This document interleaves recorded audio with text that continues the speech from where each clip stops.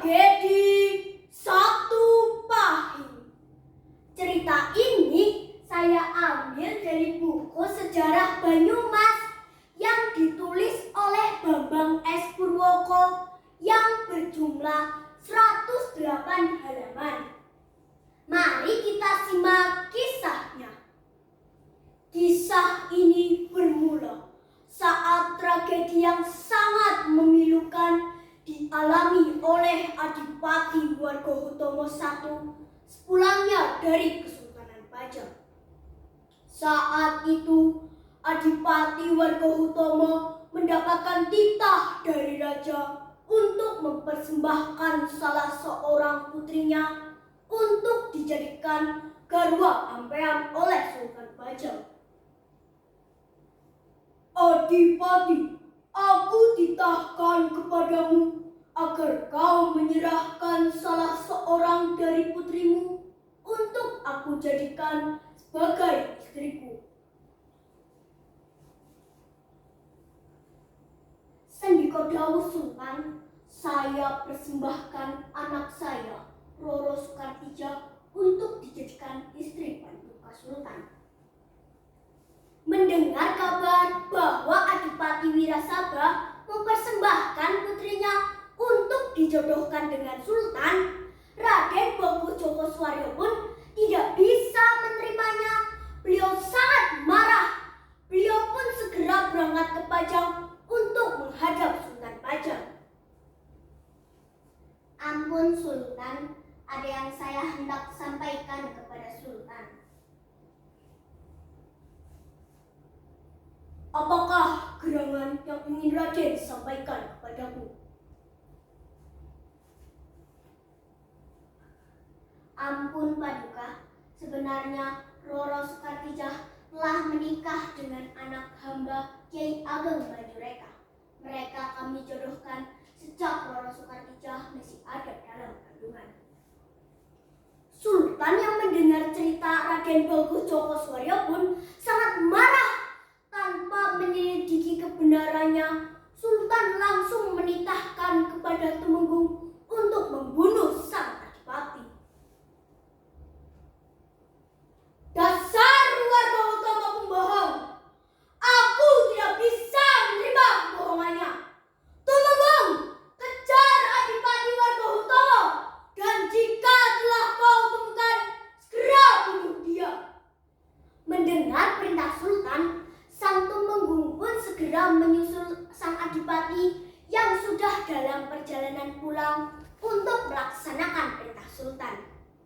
Sepeninggal Sang Tumenggung menyusul adipati, Sultan memanggil Roro Soekartija untuk mencari tahu kebenarannya. Diajeng Roro Soekartija, coba jelaskan, apakah benar kau telah menikah dengan Kiai Ageng Banjureka?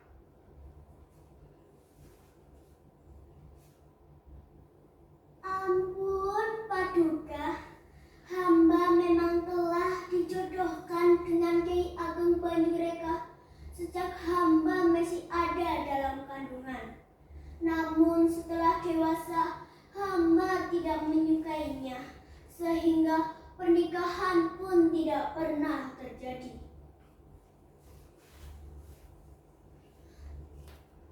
Ketiwasan Tumenggung, segera cegah Tumenggung pertama untuk membunuh sang adipati.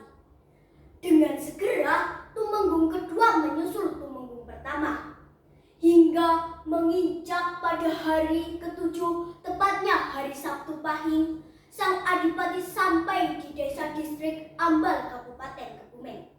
Di sana, sang adipati diberi jamuan istimewa. Salah satunya adalah pindang banyak. Selagi sang adipati beserta pengiringnya menikmati jamuan makan siang, tiba-tiba datanglah Tumenggung pertama yang mengemban tugasnya membunuh sang adipati. Kenapa ya perasaanku tidak enak? Seolah-olah ada sesuatu buruk yang akan terjadi. Dengan sabar, Sang Tumenggung menunggu sampai sang adipati selesai santap siang.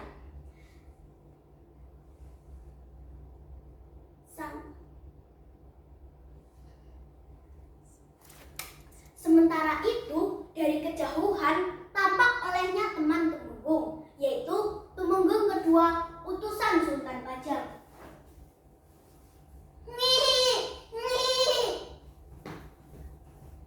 Jangan! Jangan dibunuh! Ini hanya kesalahpahaman. Melihat sang Tumenggung kedua melambaikan tangan sambil berteriak entah apa, Tumenggung pertama mengira bahwa beliau diminta untuk segera membunuh sang adipati. Maka dengan secepat kilat, sang Tumenggung menikam sang adipati. Jelek! Tolong! Tolong! Adipati, tolong! Darah bercucuran di mana-mana. Orang-orang menjerit. Tangisan menggema mengisi seluruh Balai Malang.